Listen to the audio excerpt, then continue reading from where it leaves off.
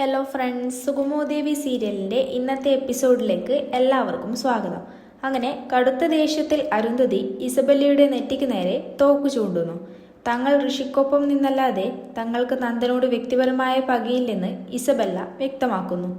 എയർപോർട്ടിൽ വെച്ച് ഋഷിയെയും ഒപ്പം നന്ദനെയും ഒരേ സമയം കാണാതായതിനു പിന്നിൽ ആരോ ഉണ്ടെന്ന് അരുന്ധതി ഭയപ്പെടുന്നു.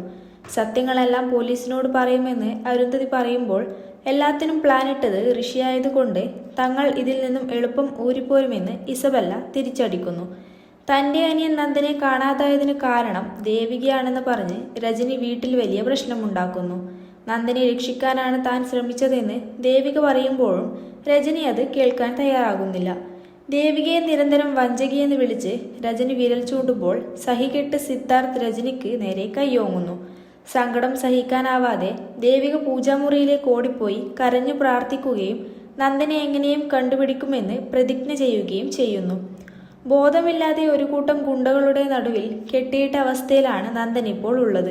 തൻ്റെ മകനെ ഇനി കാണാൻ കഴിയില്ല എന്നോർത്ത് ഹരിവക്കീലിൻ്റെയും ദേവികയുടെയും മുന്നിൽ സിദ്ധാർത്ഥ് പൊട്ടിക്കരയുന്നു.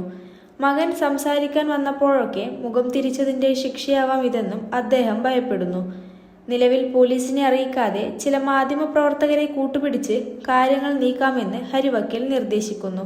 ഒടുവിൽ തളർച്ചയെല്ലാം മാറ്റിവെച്ച് മകനെ കണ്ടെത്താനായി താനും ഒപ്പമുണ്ടെന്ന് സിദ്ധാർത്ഥ് അവർക്ക് വാക്ക് നൽകുന്നു.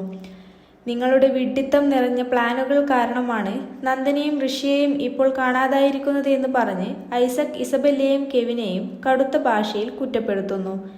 തങ്ങൾക്കെല്ലാവർക്കും പുറകിൽ ആരോ നിഴലായി നടക്കുന്നുണ്ടെന്നും എല്ലാവരും ജയിലിൽ പോകേണ്ടി വരുമെന്നും ഐസക് മുന്നറിയിപ്പ് നൽകുന്നു. നന്ദനെയും ഋഷിയെയും കണ്ടെത്താമെന്ന് കെവിൻ പറയുന്നുണ്ടെങ്കിലും യാതൊരു തുമ്പും ഇല്ലാതെ ഇസബെല്ല പൂർണ്ണമായും ഒറ്റപ്പെട്ടു നിൽക്കുന്നിടത്താണ് ഇന്നത്തെ എപ്പിസോഡ് അവസാനിക്കുന്നത്. അടുത്ത എപ്പിസോഡിനായി എല്ലാവരും കാത്തിരിക്കുക.